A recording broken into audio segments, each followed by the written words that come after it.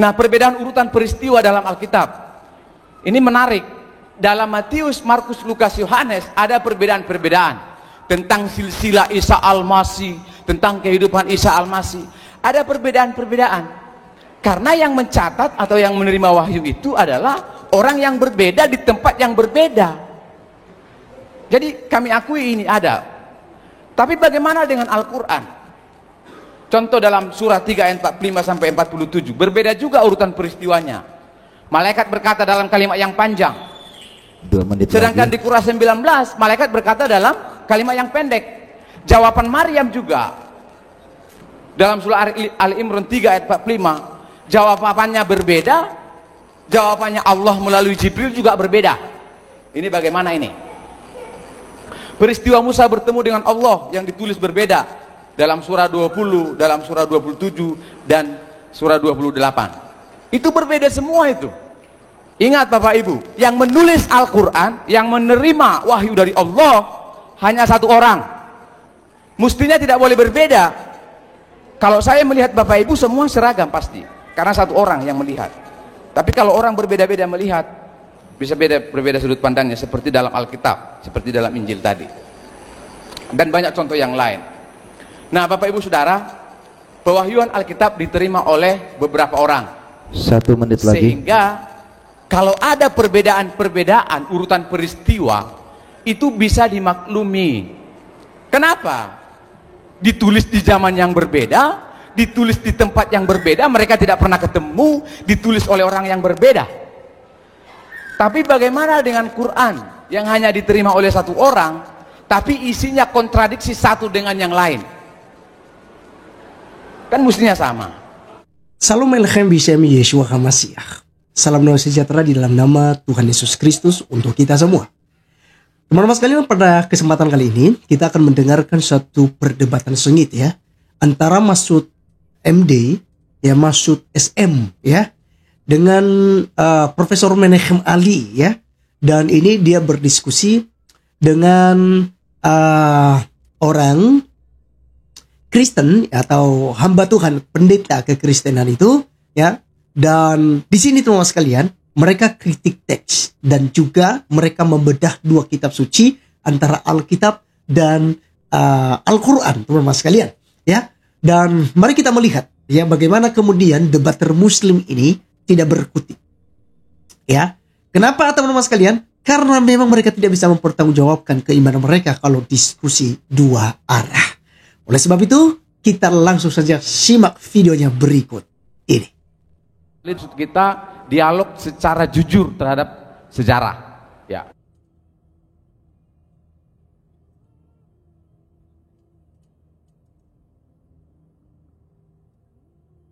Saya ingin Pak Menahem Ali dan Pak Masud kita dialog secara jujur terhadap sejarah. Ya. Karena saya mau jujur terhadap Alkitab. Problema teks dalam Alkitab, contoh dalam 2 Samuel 5 ayat 13, di situ dikatakan jumlah anaknya Daud itu 11 orang. 11 orang di 2 Samuel 5 ayat 13, sedangkan di 1 Tawari 14 ayat 3 sampai 7 13 orang. Mana yang benar? Ini mudah sekali untuk mengetahui ini, karena Samuel ditulis oleh Nabi Samuel sekitar tahun abad 10 sebelum Masehi. Jadi sedangkan Tawari ditulis oleh Esra abad ke-6, jadi 400 tahun setelah Samuel. Jadi ketika Samuel menyaksikan jumlah anaknya Daud yang bertambah, itu contohnya. Lalu saya mau perlihatkan lagi contoh misalkan penulisan dalam Alkitab yang namanya berbeda. Contoh dalam 2 Samuel itu disebutkan di situ namanya Hadadezer, sedangkan 1 Tawari disebutkan Hadarezer. Mana yang benar? Ini masalah kritik teks dalam penyalinan Alkitab antara huruf dalet dan res yang sedikit sekali perbedaannya. Nanti kalau ditanyakan saya jelaskan lebih lagi. Tapi kita harus jujur, dalam Al-Quran pun ada perbedaan angka. Yang ingin saya garis bawahi adalah Al-Quran diterima oleh satu orang nabi, sehingga seharusnya tidak boleh ada perbedaan angka. Kalau Alkitab yang ditulis oleh berbagai nabi, beberapa nabi, sudut pandangnya bisa beda. Contoh, Pak Menahem Ali ini di sebelah mana? Sebelah kanan atau kiri? Kalau saya sebelah kanan saya, tapi kalau Pak Masud di sebelah kiri Pak Masud, kira-kira begitu. Kalau dalam Al-Quran, dalam surah 22 ayat 47, satu hari menurut Allah sama dengan 1000 tahun menurut manusia. Silakan lihat sendiri nanti Al-Qurannya. Dalam surah 32 ayat 5 juga begitu. Satu hari bagi Allah, 1000 tahun bagi manusia. Tetapi ingin dalam surah 70 ayat 4, satu hari menurut Allah 50.000 tahun menurut manusia. Mana yang benar? Al-Quran yang bilang. Jadi silahkan dicek Al-Qurannya. Jadi kita mau jujur ini Pak, tentang perbedaan-perbedaan. Nah, perbedaan masa penciptaan dalam Al-Quran, dalam surah 7 ayat 54 dikatakan Allah menciptakan dalam 6 masa. Bumi 2 masa, gunung-gunung 4 masa, langit 2 masa. Sama dalam surah 25 ayat 59 6 masa, tapi dalam Quran 41 ayat 9 sampai 12 itu 8 masa. Mana yang benar? Silahkan dilihat sendiri. Tolong Bapak Ibu dicatat ayat-ayatnya supaya direnungkan nanti di rumah. Lalu problema teks Quran dalam surah 4 ayat 157, Isa Al-Masih dikatakan tidak meninggal. Silahkan lihat. Tapi dalam surah 19 ayat 33, Isa Al-Masih disebutkan lahir, meninggal, dan hidup kembali. Coba dilihat kitab sucinya. Historisasi Alkitab. Kalau Alkitab, saya ada bukunya bahwa peristiwa-peristiwa dalam Alkitab itu semua dicatat oleh arkeologi, bahkan zaman modern sekalipun. Saya bawa bukunya ini. Jadi fakta-faktanya bisa dicek. Coba kita perbandingkan dengan Al-Quran. Ini adalah buku yang ditulis oleh Muhammad Ahmad Khalafullah. Al-Quran bukan kitab sejarah. Dalam Quran, dalam surah 7 ayat 157 dikatakan ada di sana penyebutan Injil. Konteksnya itu adalah Nabi Musa sedang meminta ampunan terhadap 70 orang. Nabi Musa itu ada di abad ke-15 sebelum Masehi, sedangkan istilah Injil baru ada abad pertama Masehi. Karena Injil itu baru diharapkan abad 1 Masehi. Dalam bahasa Yunani istilah Injil baru ada dalam abad pertama. Dalam bahasa Yunani Evangelion. Mana mungkin dalam zamannya Musa ada Injil. Orang zamannya Daud yang abad 10 sebelum Masehi saja Injil belum ada. Istilah Injil belum ada. Jadi perlu dipertanyakan ini historisasinya ini. Lalu disebutkan dalam Quran dalam surah 19 ayat 28, Maryam itu ibu Isa Al-Masih. Karena saya nggak terbiasa menyebutkan Isa Al-Masih. Maaf. Dalam surah 66 juga dikatakan Maryam itu binti Imran, anaknya Imron. Bagaimana mungkin Maryam ibu Isa Al-Masih adalah saudaranya Harun? Karena Harun itu saudara Musa dan hidup abad ke-15 sebelum Masehi. Bagaimana mungkin? Coba nanti dicek itu Pak. Lalu orang Samaria ada di zaman Musa. Dalam surah 20 ayat 85 sampai 87, orang Samiri ada di zaman Musa. Orang Samaria itu baru ada abad ke-8 sebelum Masehi. Kotanya saja baru dibangun oleh Raja Omri, Raja Israel, tahun 887 sebelum Masehi. Bahkan logam-logam yang tulisan atau istilah huruf Samaria itu ada baru tahun 722 sebelum Masehi. Kenapa di Al-Quran ada ini? Iya. Orang Samaria di zaman Musa nggak mungkin. Musa abad ke-15 sebelum Masehi. Jadi nggak mungkin. Jadi secara problem historisasi, saudara silahkan baca bukunya. Beliau berkata ini terbitan para Madinah. Sekali lagi mohon maaf, ini terbitan para Madinah. Jadi bukan asal-asal buku ini. Beliau berkata bahwa semua peristiwa dalam Al-Quran, silakan baca bukunya dan direnungkan di rumah Bapak Ibu ya. Saya sudah bagikan. Problem manuskrip Alkitab. Ini saya harus jujur bahwa manuskrip Alkitab PL dan PB itu banyak. Manuskrip itu dalam di Islam itu mushaf, sama saja artinya. Ada Targum, ada Septuaginta.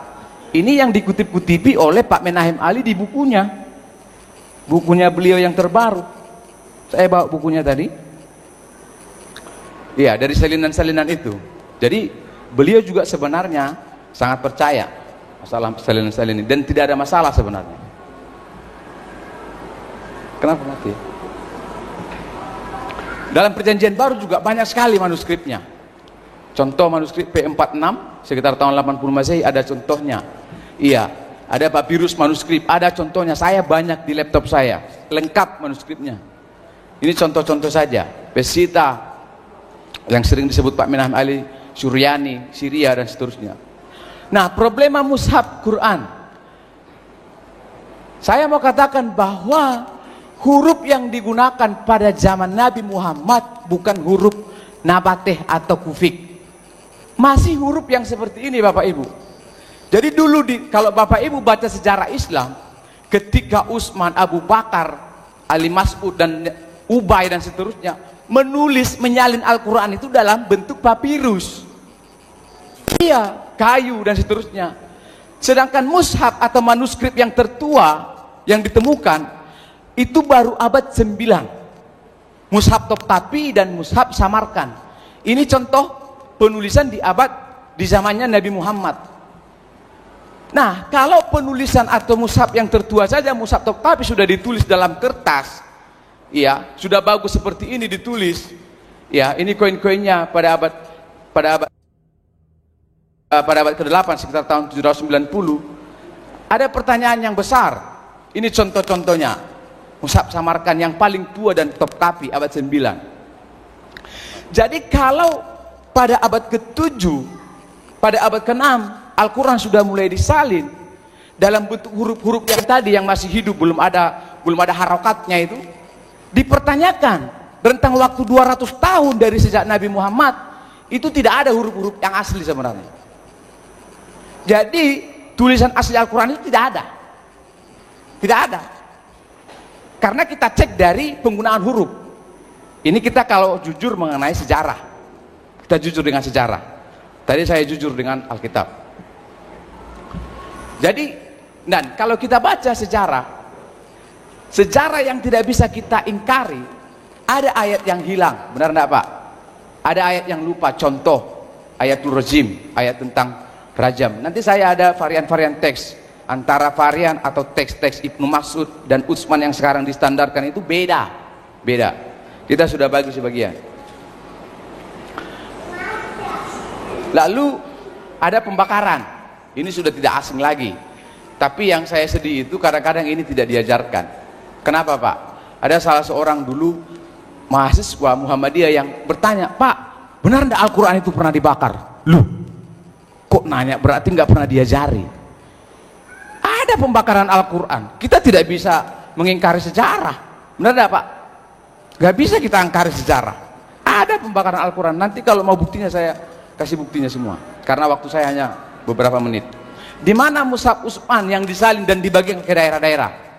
Utsman berkata kepada orang-orang supaya mushaf yang ada di Safa itu diambil, lalu disalin ulang, lalu mushaf yang disalin ulang yang diseragamkan itu dibagi-bagi. Pertanyaan saya, di mana itu? Ini adalah varian-varian teks. Jadi kalau Pak Menahem Ali tadi berkata bahwa dalam Al-Quran tidak ada perbedaan teks, Pak Menahem Ali sedang mengingkari sejarah. Karena beliau sebenarnya tahu ada ini. Nanti kita lihat, saya ada contoh-contohnya. Dalam diskusi nanti coba kita diskusikan lagi.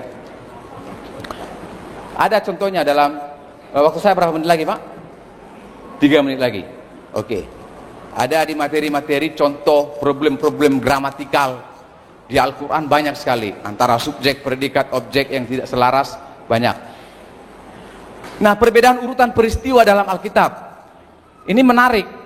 Dalam Matius, Markus, Lukas, Yohanes ada perbedaan-perbedaan tentang silsilah Isa Al-Masih, tentang kehidupan Isa Al-Masih. Ada perbedaan-perbedaan karena yang mencatat atau yang menerima wahyu itu adalah orang yang berbeda di tempat yang berbeda. Jadi kami akui ini ada. Tapi bagaimana dengan Al-Quran? Contoh dalam surah 3 ayat 45 sampai 47, berbeda juga urutan peristiwanya. Malaikat berkata dalam kalimat yang panjang, 2 menit sedangkan lagi. di Qur'an 19 malaikat berkata dalam kalimat yang pendek.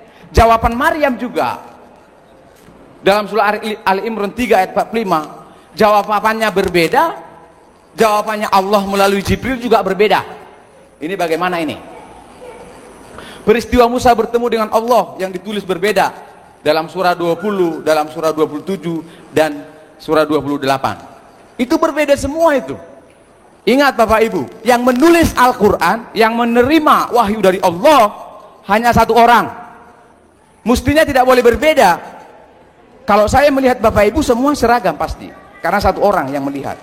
Tapi kalau orang berbeda-beda melihat, bisa berbeda sudut pandangnya, seperti dalam Alkitab, seperti dalam Injil tadi.